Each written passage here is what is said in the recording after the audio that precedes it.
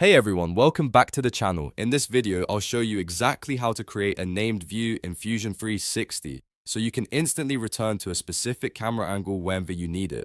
Named views are incredibly useful when you're presenting designs, creating drawings, recording tutorials, or just trying to keep a consistent viewing angle while working on complex models. Instead of constantly rotating the model and trying to find the same perspective again, you can save that view once and recall it with a double click.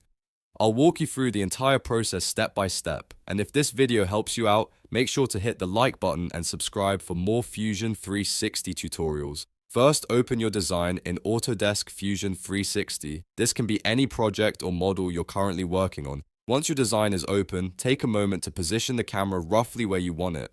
The idea behind named views is that you capture a specific perspective of your model so you can jump back to it later without manually adjusting the camera every time. Next, rotate the model to the exact angle you want to save. You can use your mouse or trackpad to orbit around the model, zoom in or out, and adjust the perspective until it looks perfect. Think about the view you want quick access to later. For example, you might want a front presentation view, a top assembly view, or a close-up detail angle.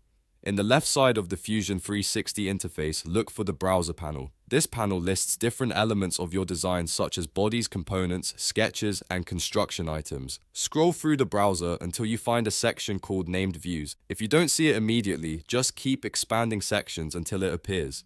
Named Views is where Fusion stores all of your saved camera positions. Now right-click on Named Views. From the menu that appears, click New Named View. Fusion 360 will prompt you to enter a name for the view you're about to save. Choose something descriptive like front angle render view or assembly overview so you can easily recognize it later.